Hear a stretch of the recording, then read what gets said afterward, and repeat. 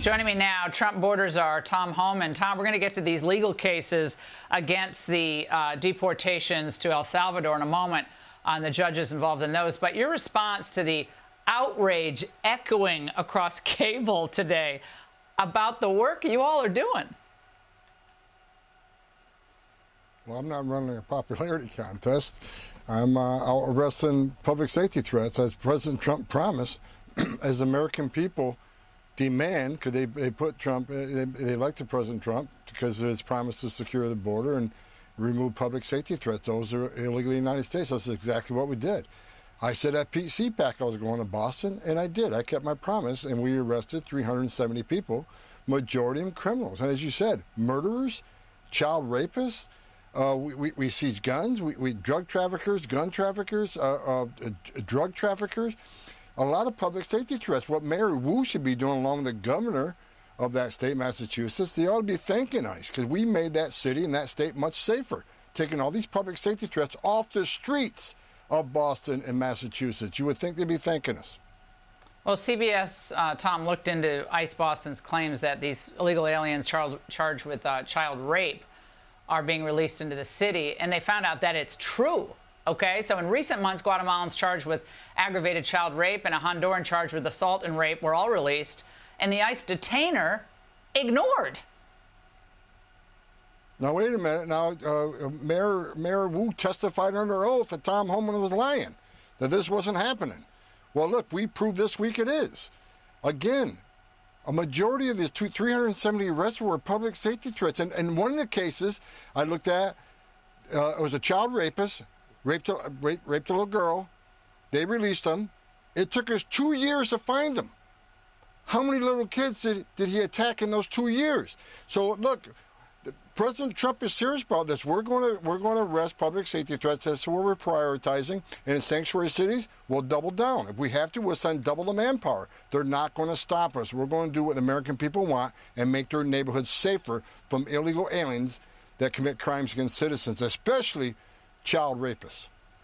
Big news today in two different iterations of the same case challenging the deportations of Trend Aragua and other threats to our national security to El Salvador. First, Judge James Boasberg, district court judge, saying that these people weren't given any due process. There was no process at all to ensure that they were actually TDA members. He said you can basically arrest them and confine them, but before you ship them off, they have to have some individualized hearing to determine that they actually are even part of that group. What do you say to that tonight? Look, I'm not an attorney, but I know how to read. I know the Alien Enemies Act says, and that's what we did. President Trump, through proclamation, put the Alien Enemy Act in play, and that's a law that was enacted by Congress and signed by a president.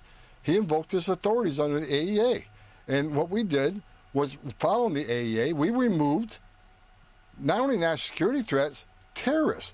Everybody in that plane was Tren de Agua or MS-13, which have been designated terrorist organizations. So we removed them. When they talk about due process, I said it this weekend, what due process did Lake and Riley get? Yeah. What due process did all these little girls who got murdered and raped, what due process did they get? What due process of the young lady who was burned alive on a subway? What due process did she get? I mean, bottom line is we follow the statute of the AEA, and we're going to continue to arrest public safety threats. Now, we may be holding on more arrests on removals on the Alien Enemies Act, but it's not going to stop us to keep arresting TDA members, taking them off the street. And we're going to continue doing that. We're going to continue arresting public safety threats without apology. Tom, Judge Patricia Millett actually said, and she knew she was going to be quoted, and this is why she said it in open court today in the D.C. Court of Appeals, again, the same case. She said that Nazis were given more process than the individuals removed under the Alien and Enemies Act. Your response to her? Well, it's just another example of out-of-touch a judge, an activist judge, making a comparison. Are you kidding me? To the Holocaust and Nazis? First, what the hell has that got to do with anything? We're talking about Aliens Enemies Act. We're talking about terrorists being deported from the United States. It's disgusting she even said that, and to just try to evoke more, nonsense on the left media, whatever. But it's a ridiculous statement to make. And again, it's another example of an activist judge who doesn't understand, or probably understands, but wants to push back against the Trump administration, who was given a mandate to arrest public safety threats and get them out of the country, especially terrorists. So, it is what it is, but I think DOJ will win this case, and we'll keep doing what we're doing. The president has made it clear. We're going to arrest illegal aliens. We're going to prioritize public safety threats and national security threats. We're going to continue to do it. We're going to do it without apologies, especially in sanctuary cities who let these people hit the streets and create a public safety issue. Yeah, these judges have to be reined in by Congress ultimately. Tom, as always, thank you very much. Click here to subscribe to the Fox News YouTube page to catch our hottest interviews and most compelling analysis.